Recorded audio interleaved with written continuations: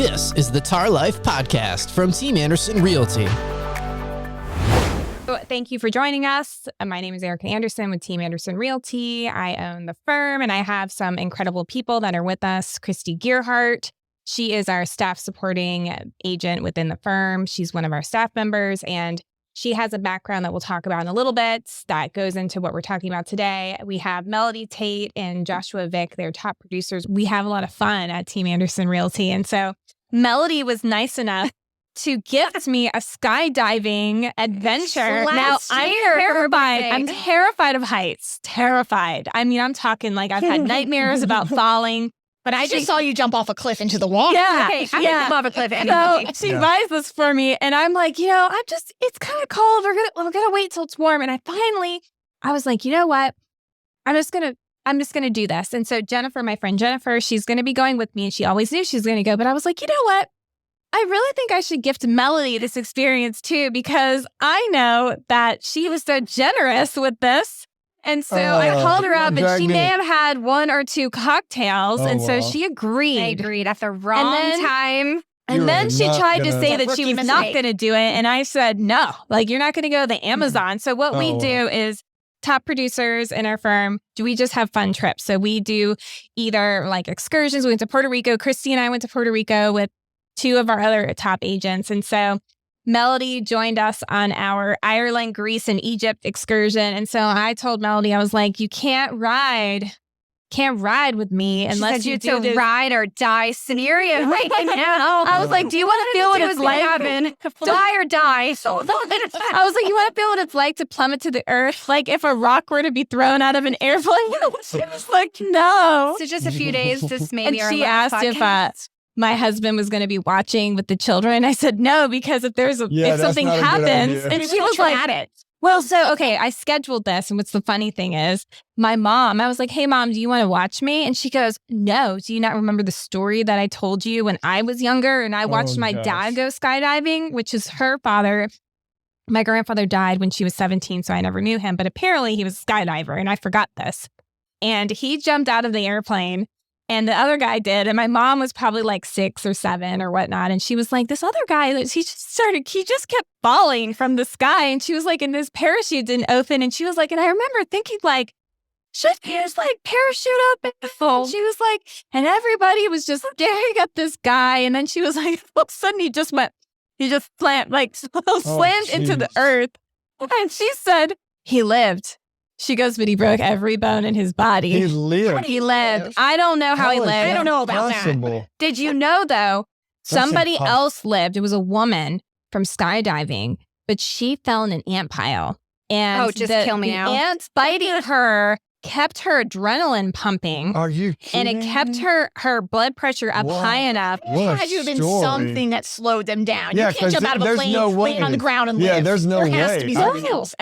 No. Have you heard about the woman that had gotten an airplane crash and she fell in the jungles and she was the only person that lived? But that's the plane coming down, crashing close to the land. Yeah, we're talking free fall. Yeah, I think she fell out, so it had a cabin that ripped open, and some people ripped, she was one of those people that it wasn't crashing into the jungle. I think she flew out of the airplane, but she lived too. I don't even like to think and welcome to the that. Jungle Book. That's how we made the. Yeah, you have a 50-50 chance of making it. It's fly or die. Based on Erica's story. When she goes to a listing appointment, they're going to be like, how brave are you, Melody? Oh, I'm super brave. I will jump out of an aircraft for you. I will make sure that we land this safely. Enjoy your flights. I'll be at the bottom just watching you. And I'm like, you know what? YOLO. As I'm getting older, I've just realized. You're what? 37. Okay. I'll be 38 in a couple good. days. You're good. I'm 42. I'm 32. Melody's going to be the big 4-0 this year. Next year. It's going to be so fun. But we're going to do, hopefully, the Amazon, too, in 2023. Salem. Oh, yeah. We have to do Massachusetts. There's a lot of fun stuff that I think we're going to start doing as a whole group, too. Yeah. Joshua has a lot of stuff planned. Just a lot of stuff. Even just like all normal of us getting together, stuff. hiking, just something that Team we can Anderson Realty does normal things, too. Just have fun and have that, bonding. That means a lot. We did that gun. Oh, yeah, where we did with a police officer, retired police officer, and I accidentally shot a table. And so he said I was the first person to ever do that. And I have my concealed carry, so I have a lot of faith in my abilities. But yeah, we're going to do hiking, and there's a lot of stuff we'll come up with. We love our people and we love where we live. We just like, you got to live life. You can't be in this bubble and you can't be boring. And I think that's what makes it so fun is Joshua has this crazy cool background in Hollywood and who is it? I think that you did a lot with E. Warner Brothers. I did the Brothers. show Extra. Extra, mostly, that's what it was. I think being in Hollywood for 15 years, I got all of my thrills out You already there. did that. So now It's my turn. Yeah, I'll let you guys do all that stuff because I do I think all my that husband crazy probably stuff. thinks I'm And crazy. now that I have my kids, I'm like, Anna's like, you need to be a adventure. my adventures is going to like a bar and getting a glass of wine because I don't drink at all. 2 glasses and he's really in I don't know, really. The shit's coming on. I mean, Anna's like, here. That's my thrill right there. I'll stick it to that. But I would love to watch you guys do all this crazy We got a video coming. If we I can film it. I know what to do. We did get video. Yeah. You know what? Well, on our next podcast, we will maybe insert some of that video. if you're here. If we're here. Oh, that'd be cool. Or you can go on our social media.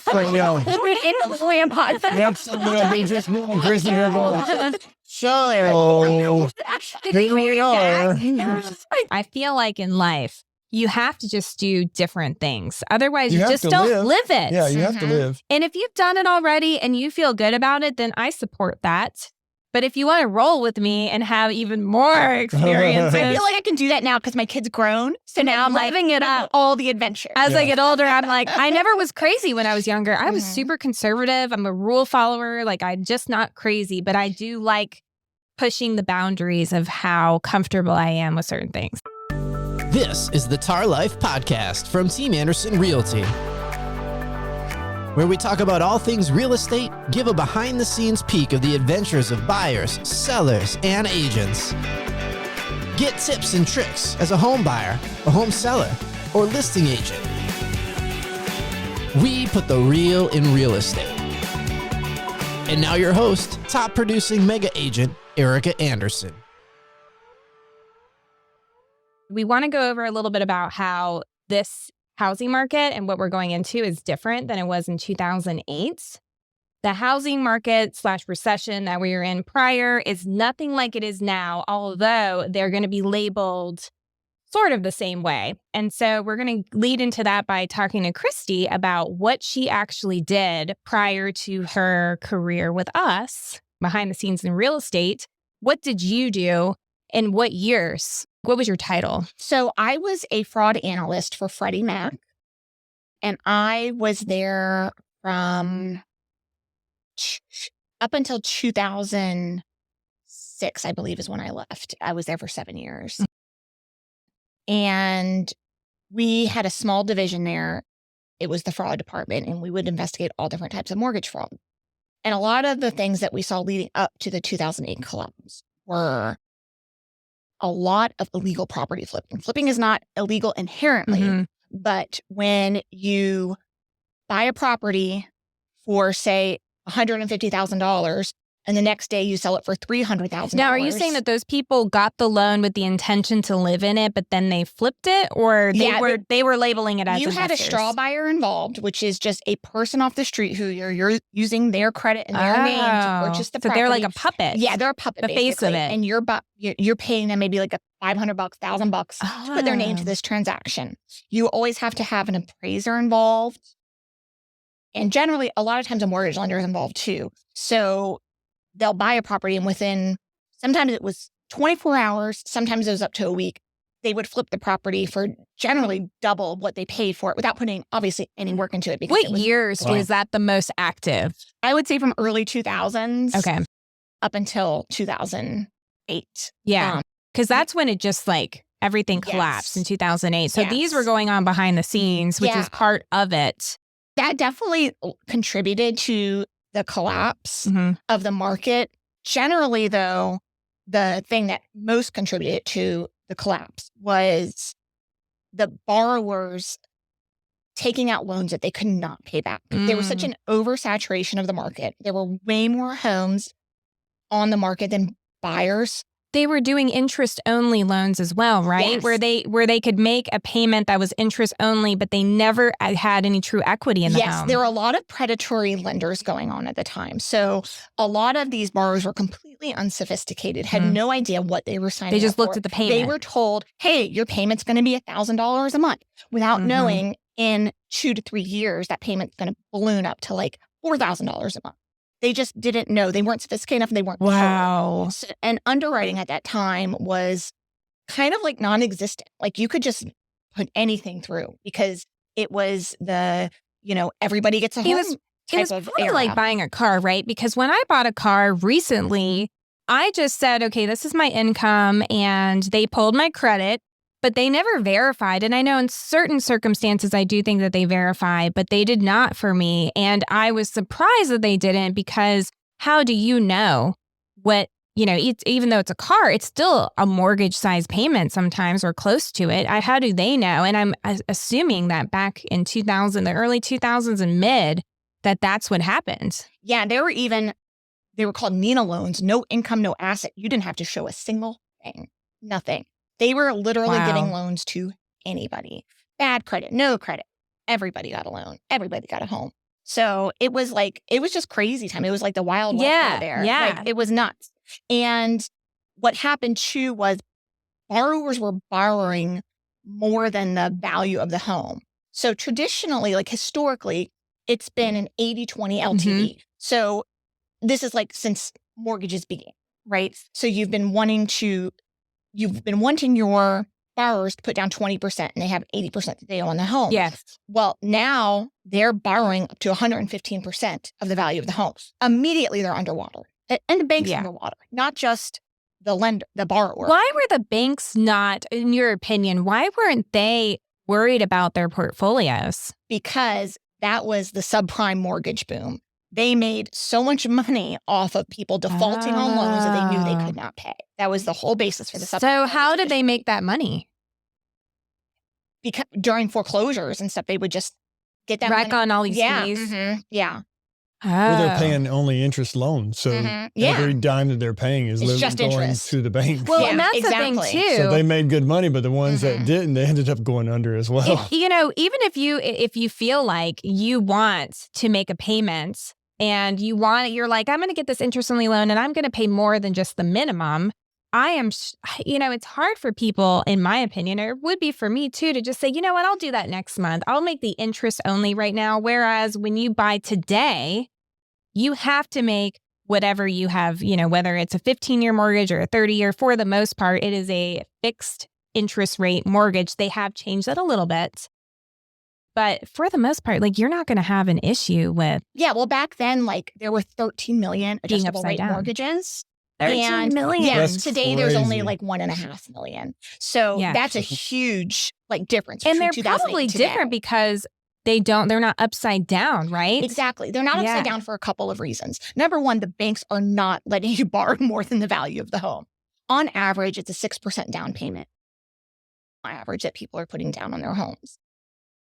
And we saw at Team Anderson Realty and a lot of other firms in the area, especially in the Triangle, over the last year, of a lot of money above asking price with appraisal addendums that they were going to bridge the gap in appraisals. The difference is it's not the lender bridging that gap. It's the borrower, the home buyer. They are coming with that money out of pocket. So that's not going to put them immediately underwater. Even if they overpay, they have equity. Because they have that equity, and that money is not being owed to anybody else. It's money they just threw on the table. And so when you guys, so Melody and Joshua, they're top producers in the firm. They do the majority of the listings. What do you, Melody, see when you have sellers in the Triangle area? What do you see in terms of their equity? Do you see that for the most part, the people that you're listing have, what would you say, 30% equity or more? Yeah, definitely. I'd say around 30%. And have you had anybody in the last 3 years that needed to bridge any type of gap between, paying their closing costs and selling their home? And no. Okay. No. Everyone's usually they're at least breaking even at this point. Even if they're under the 2 years and they've got some sort of capital gains, they're still breaking even and walking away with money. I haven't. And sometimes divorce could be a reason for that. Absolutely. It's not like they can't afford their mortgage payment or whatnot. A lot Mm-hmm. of people in this area have equity in their home. And that's the difference is some people or most people, when they had to sell their home, they couldn't even break even. And I noticed that when I was selling houses in 2009, 10, 11, there were only small pockets in this area that didn't have equity. And it was these little areas within the triangle that I feel like people just purchased incorrectly. Like they just weren't popular. There's just these little off Bass Lake. There's this, I think it's like Carrington Estate. It's one of those. And it was a beautiful community, but it didn't have the amenities that a lot of buyers were looking for. And so it had a harder time when we were kind of coming out of that slump selling. And those were the people that a lot of them had to, bridge some gaps, but it still wasn't crazy. What do you think, Joshua, the differences between the Triangle area and other parts of the nation economically? Well, I definitely can speak on that, being licensed in California as well. That was a completely different animal. San Jose, you had some homes up there that were literally 400,000. And then all of a sudden, when all the tech companies rolled in, they ballooned up to 1.2 million. It's crazy. And I'm like, wow, this house. Do you see that happening here? Yes. So this being the number 2 market in all the United States for tech, now that we have all these places coming, like Google and Apple, all these people, I guarantee you're going to have tons more that are eventually going to come here. When that happens, you will see a balloon here. I don't think it's going to go crazy like it did in San Jose, but you will see a very good uptick in prices. So it does help us where other markets kind of may fade. If in a bad market, I don't really see us fading. I see us holding pretty strong. Valley, right? Correct. Yeah. I mean, we have pharmaceutical, we've got tech, we have all different types of, I think it was at the Amazon warehouse in Gardner. Yes. They have a ton of that stuff. So that will always Fujifilm in Holly Yep. Springs. You've got a lot coming to Holly Springs. A lot of growth here. Yeah. It's when you have growth like that, it's kind of inevitable. You're going to have growth in your home prices too. I feel like you were also on the West Coast, but I feel like the areas that had the most issues with the last housing collapse were tourist driven.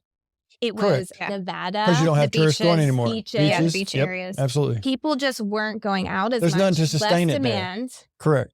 The housing prices went down. And a lot of people, my grandfather had a house and he used to, when he retired, he would buy houses, he would live in them a few years and then he would resell them. And that's what he would live off of. And my father went in, he put $50,000 down with my grandfather for this primary residence that my grandfather was in. And when the housing market collapsed, he was in a beautiful home. He could not sell it. He ended up having to rent it, and the tenants destroyed this beautiful home because my grandfather got older, his wife died, and he couldn't live in there any longer. And he ended up having to just let it go into foreclosure. But it really bothered, my father was really cool about it because he didn't want to stress my grandfather out. He was just kind of one of those things where he took that risk, he accepted it, and he ate that money. But my grandfather, it really bothered him that my father had put that money down to kind of help him, and then he lost it. But it was that was such an eye-opening experience for me because I physically went to that home. I saw how beautiful it was. He actually had equity as well, but that was one of those weird circumstances where it was that the area that it was in. Was that the one in Los Gatos? No, this was Arizona. Oh, it was like Scottsdale area of Arizona. Scottsdale's ballooned up right now too. Yeah, so much it has went gone back there. up. But it used to be, It was so touristy bad. areas. If the economy collapses and things start happening, what do people not do? Travel. Yeah, exactly. So if you don't have something to sustain it, it's not going to work. But what we have here is sustainability. I think so too. And I think, what do you think, Mel, for the differences between then and now? Do you see what areas here do you think are going to grow while we're still, even if we're in a technical recession or anything like that, where do you see growth in this area? I think it's still Wake County. I think anywhere generally Wake County, Pittsburgh? Yes and no. I mean, I would live in Pittsburgh tomorrow. It's such a beautiful place, but to get back to town, it's so far out, really. But Chapel Hill, so Orange County, the taxes are always a little bit higher over there, but it's a beautiful place to live. So between there and I'd say Wake County, I think the smaller, Harnett County and Clayton, Johnston County, I feel like the growth is there, but I don't think it's as much as you're going to see in Wake County. So Carrie always does well. Holly's probably like within a radius of what, RTP? I think so. I do. I mean, we saw huge growth, in Holly Springs in the last 2 years, just from the growth, Fuqua right? even, Imagine too. the last 10 years. Right. It's been crazy. Insane. I mean, we have the hospital there. There's so many different things that are coming, to that area. And then as people can't afford, Holly Springs, it pushes people out to Fuqua and then to Willow Springs. And then it kind of just circles back around. Even Garner's had a huge increase, I feel like, in the last couple of years of Once growth. the infrastructure, that 540 loop Yeah, too. that's going to make everybody. That's why Clayton boomed too, because the absolutely. 540. Yeah, because the I agree. traffic in and out of Clayton on 70, that's what people's drawback is to Clayton is 42. right. It's sitting in that traffic. But I think Raleigh itself, like North Raleigh, Wake Forest has been growing as well. Which kind of surprises me because when I first started in real estate, Wake Forest was going to be like the next big thing. And I remember we were looking at houses and we settled on Holly Springs and it felt like you were going into like, but Wake Forest ended up not growing and developing Apex, Holly the way Springs, that I thought it was going to, Fuqua, and even my boss at the time. And so it's interesting to see that now it is.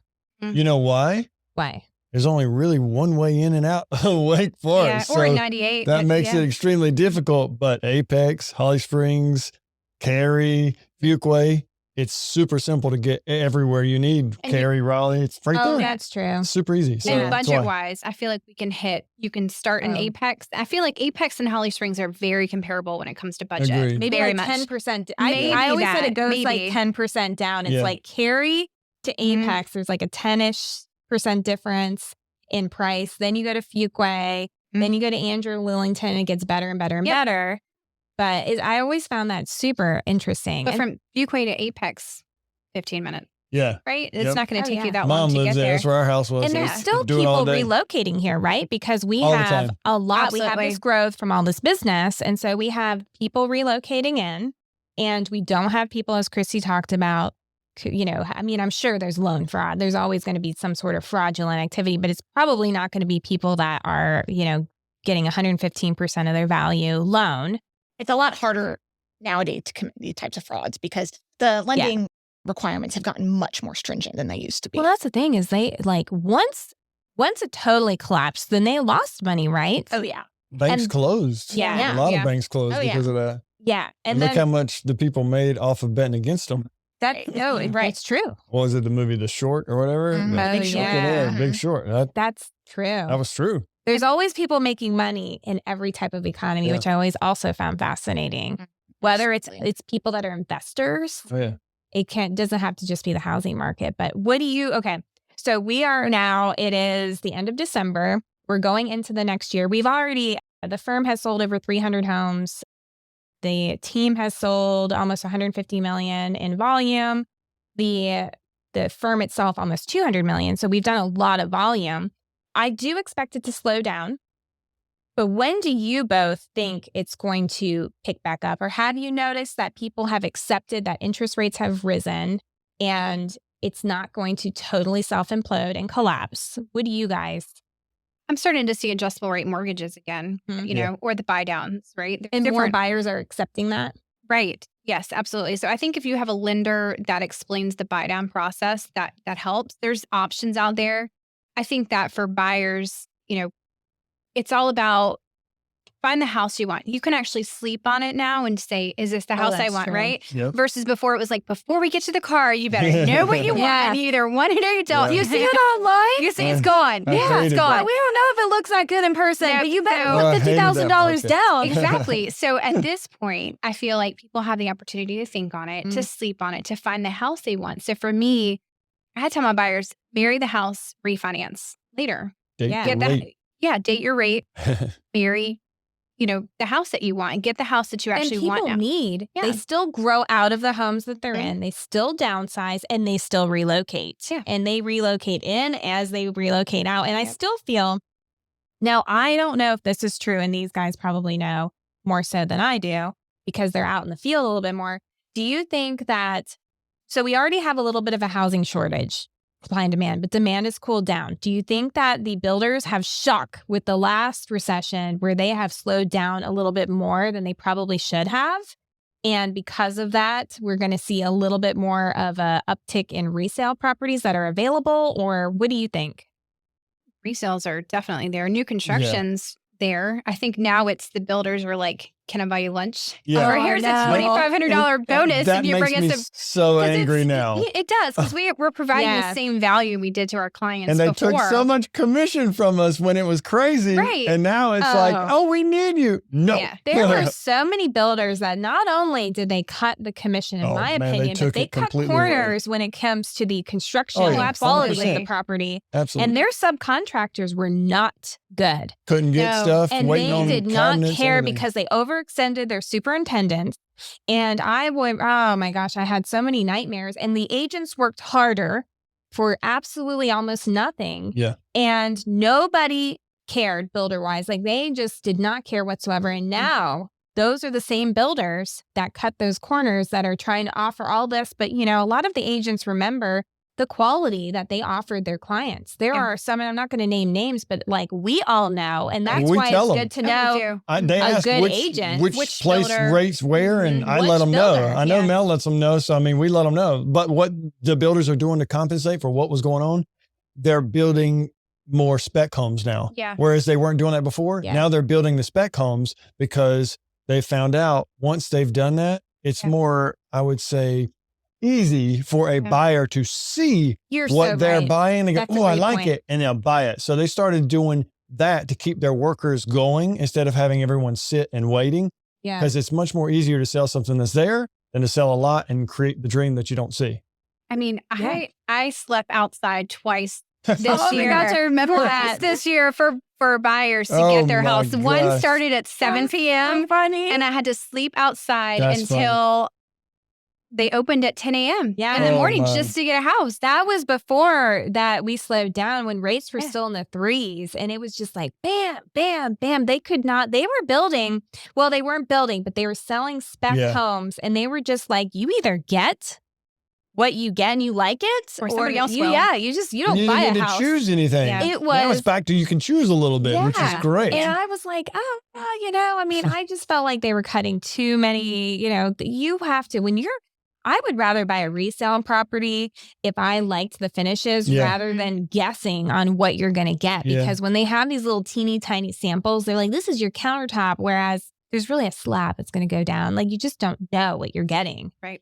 And I feel like, do you think, Christy, when you were doing your investigations and whatnot, do you think that the consumers have become more educated themselves? Because, everybody got a little spooked with that housing crash. I feel like the majority of the consumers are actually researching the loan types. They're researching what happened prior, and they understand that having equity in the home is very important because that is truly what most people, that is their largest asset.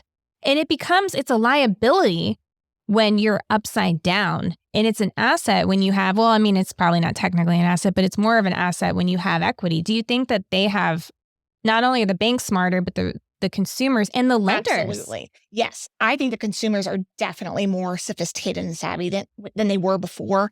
And I think, honestly, a big part of that has to do with the internet. Early 2000s, the internet's, still kind of in That's its a good infancy. point. There's not a ton of websites out there. Yeah. People aren't knowing to go online to research things, whereas today, everybody Were some of the lenders Google plug. Were the lenders getting, because I know appraisers are a little gun shy now because their license is on the line. Oh, did absolutely. you see appraisers and lenders kind of go down when you guys did your fraudulent investigations? One of the ways we were able to hold them accountable was we had what was called an exclusionary list. And, we're the secondary market. So we're buying a bunch of homes from the primary market. We're buying those mortgages and servicing them. Well, if you made it onto our exclusionary list because we proved that you committed fraud, wow, your name is not allowed to be on any kind of loan we buy whatsoever. So that just right out of the gate, that puts you out of it. So there were probably some large portfolios a lot of these people would have had to change careers. Because, between Freddie Mac and Fannie Mae, that's everything, really. That the buying of the mortgages. Yeah. So if you couldn't sell loans to us because it had that person's they couldn't make name any money. attached, forget it. Yeah. Wow. So that was one of the ways we could hold those people accountable, because it's very difficult to prosecute mortgage fraud. It happens. Is it? Oh yes, and we've given presentations to the FBI. It's hard to prove. It's also a lot of times if it's on small scales, nobody wants to. The prosecutors don't want to take the time to investigate that. It's kind of like drugs, right? Exactly. You have to come up with a big scheme. They want the kilos of cocaine. Absolutely. They don't want a little baggie of it. Absolutely. Yeah. And it's not like glamorous like drugs are. Oh, still, it does sound more exciting when you're like, I found this semi full of drug. And the value is, $100 million. And now it's like, okay, they defrauded the bank and they made $10,000 or something. The other thing you had mentioned about being underwater and having equity in your home. Well, I think something today that's very different back then, even though we're seeing a housing correction now, the Case-Shiller National Home Price Index, which is like a benchmark for single-family home prices in the U.S. So for over 10 years, they have consistently reported growth in home prices. And for the last 4 months, they've been in decline. So they've declined since June about 2.4%. Okay. Even if that trend continues and they decline more, 10, 15%. Mm-hmm. If you look at the history from March of 2020, right before the pandemic hit, until now, home prices are up 38%. How? You have a long way to go until you're going to be underwater. Yeah. Oh, yeah. So that's true. why it's like, do not panic. This is a housing correction. Yeah. It is not a collapse. Unless you bought in the crazy time. You bought in the crazy time. Wait, hold on to it because it will come back. Hold on for a little bit because it's going to come back. It will come back. Yeah, I think 2024 is when you're going to start seeing things that's where it might bottom out. Okay. So a couple, like a year and a half. I think about a year and a half, you're going to see the correction have taken place and things back on a normal trajectory, not the way it's been. What do you think interest rates? So what were the interest rates when you were doing your investigation? Honestly, I don't remember that part. That didn't factor into a lot of it the way I think it factors in now for people being able to afford homes, because they were doing the adjustable rate mortgages. Oh, that's true. And they're doing that again. Would have been higher. A lot of people are doing 7-1 ARMs because within 7 years they feel it's going to correct itself back, which is smart, I think. It will. And I think, though, that people get panicky because interest rates have risen, even at 6%. Historically, we're still low. We have my first house at 5%. I got you 2001, my first house, 7.25%. Yeah. Oh, wow. I believe more it was completely normal. But like I tell people, if you had bought in the crazy, right? Yes, rates were, 3%, 3.5%. I get it. But you were also paying $50,000 at times over asking, sometimes more. I think I had a client at one point did $100,000 over asking, right? There's no way, even if interest rates are at 6% and they were 3% then and they're 6.5% now, $100,000, you're going to pay that less now. How long is it going to take you to come up with $100,000 in interest that you're paying? Right. The whole life of, half of the loan.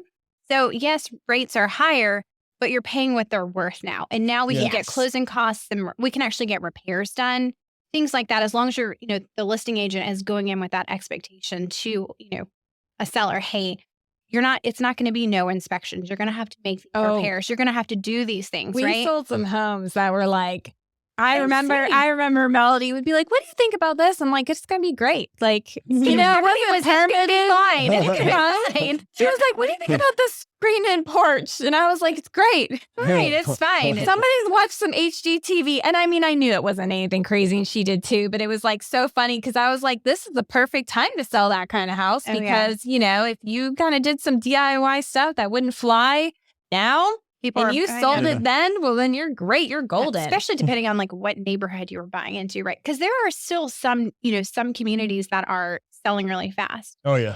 Like if a resale popped up and the right price point in 12 Oaks, it's going to be gone really quickly, So I still think there are some neighborhoods that do still go really fast throughout the triangle. And there are still some that sits. But, I just sold a house in Harnett County in Anger, and great. It was a good price point. It was around $250. I still had 6 offers. and everything over That's a good asking. price point. Mel definitely prices her listings. I'm very I'm very She's conservative. conservative, but she doesn't leave money on the table. But that's the difference. Is there's some agents out now that overprice based on when people were bidding these crazy numbers. And that was an artificial inflation of pricing. And sure, it's great when the sellers got in, they were able to sell at that. But now we're back in more reasonable pricing. But if you price it right, let the buyers bid you up can the home. still get Absolutely. more than list. I go in with a very realistic expectation of what's your goal? What's your goal here as a seller? Can you wait? Are we waiting on, I have to move. I need to move tomorrow. Yeah. Or, you know what? I don't have to sell. I can wait a little while.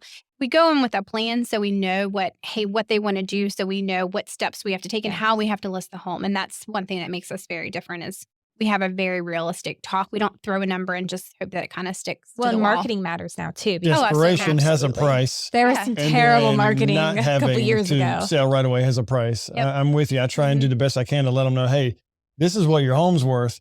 If they want to go way higher than that, I don't take it on because for one, Mission Impossible. It's just going to sit there. Mission Impossible. My name's attached to it, and I have 5 stars for a reason. I want to keep my 5 stars. So if you are on that spectrum where you're like, oh, my house is worth $100,000 more, I'm like, Joshua, is there a difference between testing the market and saying, look, I really this is the number in my mind, but if we don't get that in X number of weeks, I'm willing to incrementally reduce it? Correct. Okay. It depends on how far, but that's what I'm saying, 100,000. I've got something like that. If they want to listen, they will never correct their pricing. Yes. Those are the kind of sellers that you don't want. But testing the market's different. If I hate to be the one to say I told you so, but I've had to do that so many times. And I'll have some clients that's like, if it's 30 that they want more than what I think it's worth, I'll work with them, but I'm going to let them know if we get this number, wow, just wow. But I have a feeling it's going to be here. So be prepared that if we're not getting anything in the first, few days or a week or two, we have to come down because I don't see it being right here, but you have to be willing to, otherwise it's going to sit forever. Well, I will say though, that before this housing boom, the average days on market is probably about a month. And we were still seeing 32 days right now, I think. 4, 5, 6 months on certain properties. And we still see that now, but it's not because there's something wrong with the property. Now, these are the ones that aren't grotesquely overpriced. That is something wrong with it. But it's just it's the new norm. And I think sellers are starting to realize if they're thinking about selling, they need to understand that it's not going to be you wake up and you have 25 offers. I remember I listed one house for some of my past clients, and we had 100 showings within 2 days. That's and I had crazy. 50 offers. Wow. And that sounds like fun. I remember, Joshua ended up being the agent that won. That's right. But he didn't really win it. Until our first offer that we were about to accept, they got cold feet and they backed out. And so it was so funny because I was adamant. he had some crazy, they must have been from the West Coast, but they were aggressive. And so, but it was so amazing to me because I had to go to my sellers and I had to say, okay, we're going to have 50 offers. We're going to have some that are just super low and I'm going to send you everything, but let's only talk about the top 5 offers.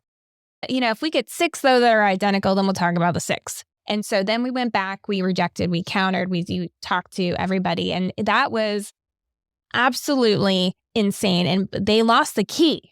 We should have just done open houses. So I had to go to this house. I don't know if it was with Melody or Jennifer or something like that, but we found it in the crack of, how the staircases, the banister and then the handrail. Yeah. It was it was wedged in that crack. Oh, wow. And I'm going through, filtering through people. And I'm just hey, I got to find this key. And it was insane. But we don't have that anymore. No, the market over last year was insane. People got really spoiled. It was the wild, wild west. It was a wild, wild west. People got really spoiled. And I think now we're getting back to a normalcy where people don't see it as normal. They go, oh man, right. My house isn't selling in 20 minutes. And that's not normal. That's not normal. We always did really good marketing for all of our listings, but there were some agents. There was this one agent, and I'm not going to name names, but this person listed this one house for a lower percentage. And this is during the boom. And they took cell phone pictures of the exterior. and they offered like 1% to the buyer's agent, but they clearly had like more for them. And they sold it before it was even active, coming soon. And I just remember thinking, you left money on the table, those poor sellers. I remember this. Yes, and I still heated over it. It wasn't even my money that was a year and a half ago. Yeah, I know, but I'm still like, I saw agents, Yeah. and they, ethically, we are held to a high standard. But I saw some shady agents, just like, there's shady people in every industry. Right. But I was mortified for those sellers. And one thing that I really am proud of is that we never spared any expense with our marketing, even when we could have. Absolutely. We did not. We've never did. Because, and that's a thing to look for for any business, really, but especially realtors. Like, we could have gotten away with not doing any advertising, any marketing, and we would have been just fine. But that's not what we want. That's not want them to get the most money. Our clients, we want to, and we spend our money, do our best to market their home, and that's like a lesson learned. Like, who are going to be the ones who cut corners when they can versus the ones who stay steady, always doing the right We were thing. still doing staging in our. Right. I was still staging our own listings. It gets you more money if it looks great. That's the thing. That's where some agents work. They were just throwing a metal sign in the yard, and we were still putting And I think that gives some of the stigma for real estate agents. And so that's why some sellers are gun shy, because they have to understand that we're not selling them in 18 hours with 50 offers, but we're not sparing any expense, and your home will sell.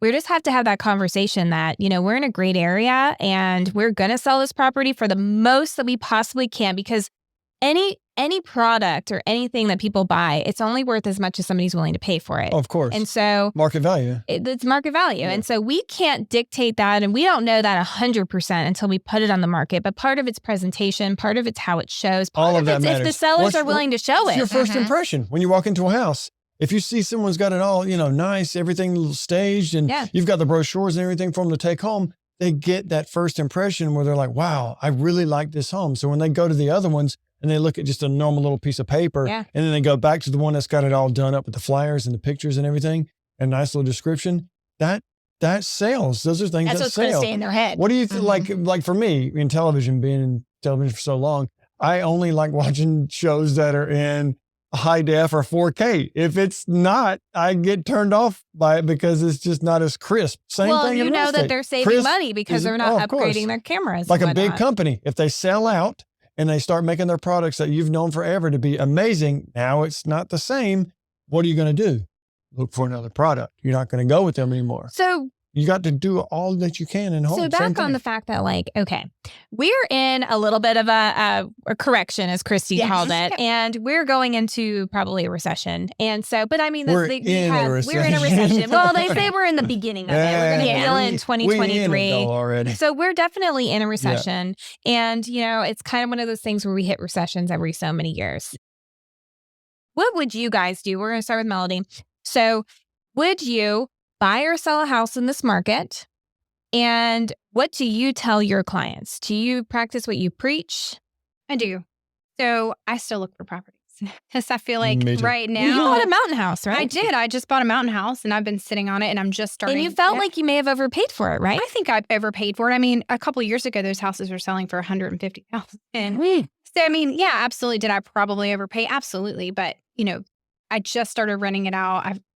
It speaks for itself on how great it turned out. But I'm still looking. I want a beach property next. So I'm still looking because I feel like it's the opportunity. I'm excited about that. It's like the opportunity for me to be able to get a property at a reasonable price and negotiate, because I can always refinance later. Yep. Rates are not always going to be high, right? Will they always be 2%? Not. But that's okay, right? Like I said, I bought my first home in 2001 at 7.25%, something like that.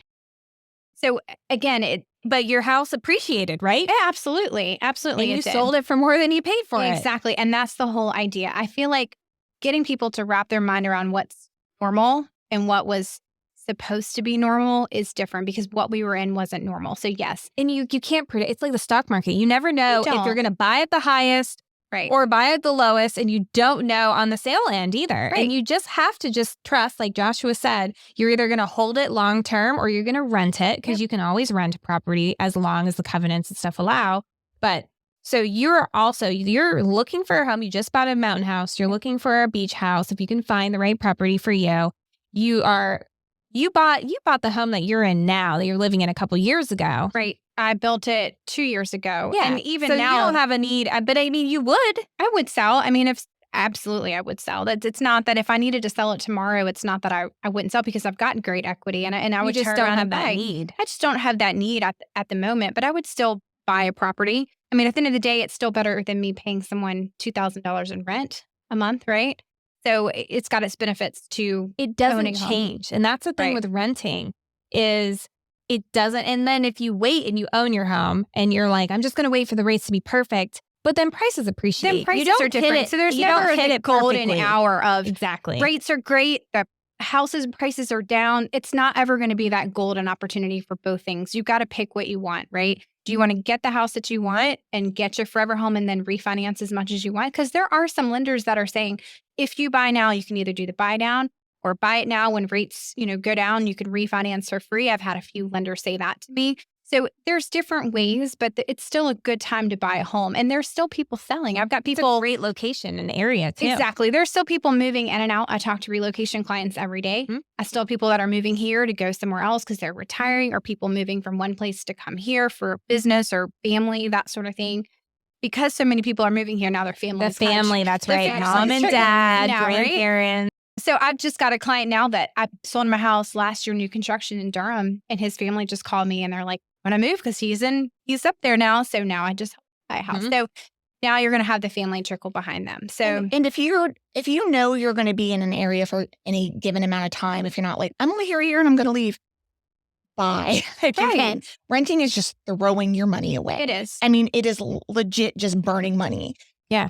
If you have the means to buy just something, don't overextend yourself. Don't overextend yourself. And even if you can't afford exactly the area you want to buy in, move another town or so out where you can afford it.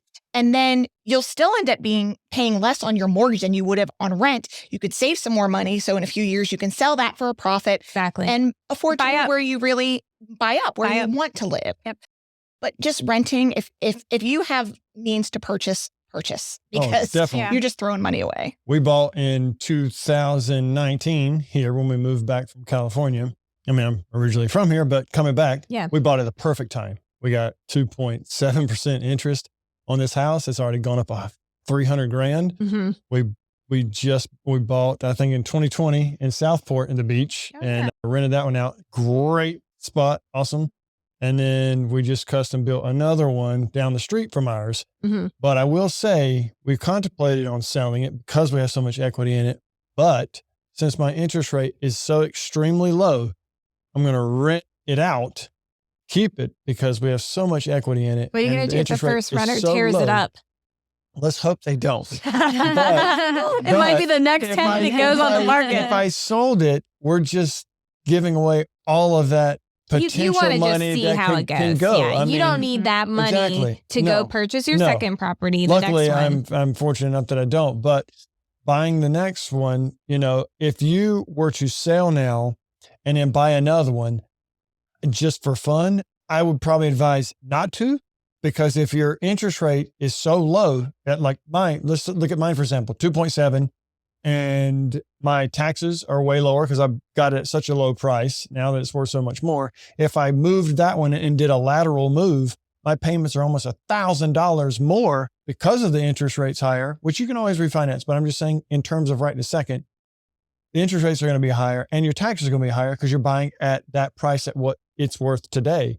Whereas I feel if like you don't nobody have moves for no reason. No, that's what I'm saying. If you don't have to, and you're just, I want that one because of the countertops, then rip your countertops out and replace those. Mm-hmm. And then, stay in it until you can buy the one you really want. It's the upsize or location. Build sometimes a portfolio. It's schools. Right. Sometimes if you have to, then it makes sense. But if you don't have and to, I feel like that's the bored, educated consumer, right? Right. I've got a seller selling right now that they're only moving for schools. Yeah. And that's a big reason to do. That's a big reason to. So they're selling in a good area and they're moving just a few miles down the road, but it's the way that our lines get drawn. Yeah. So funny They here. Are strange. They are strange. So it's like, you're in Holly Springs, but you're going to go to Apex Friendship. So I think it's just, and then 2 years later, those lines are going to get redrawn again. Right. Yes, exactly. Very hard yes. for We parents. bought specifically for a school district for my daughter. We are 2 minutes from the high school, and they just rezoned us to a school that's 10 minutes away. Oh, wow. That's why we do advise our clients, like, don't buy just for the school, because you you need have to call no too, idea. some of them are capped. Some of them are capped. You have to call. And it takes friendship, I believe, is capped. So you've got to call. A lot of the Cary schools are too. Oh, Davidson High. Yeah. Oh, yeah. That is such a popular what's tough is when you move in an area and that's the school you're supposed to go to. If it's capped, you're like, okay. You got a long way to go to the next one. We've got so many good options for private schools and charter schools here. They're building a lot of schools Thales. too. I mean, my kids go to Thales, and so we didn't love the school district we were in. We loved the house, and so we didn't marry the school district, and we also knew that our lines were going to get crazy. So we put our kids in Thales, and we've been really happy, and it's only a 9-minute drive, so it wasn't like crazy for us. But there are a lot of people that, you know, whatever is important to them, they should do. The educated consumer, right? So they know what is comfortable for them payment wise. And they also know if what they're living in works for them. Sometimes, you know, our first home, it was tight, but it worked. But our backyard was like a cliff. And we only had a deck for our daughter. And so we wanted something with a little bit more space. So we made that choice. And so it worked for us. But I do agree that if you don't have to do anything, then don't do it. But consider a second home. There are second homes too.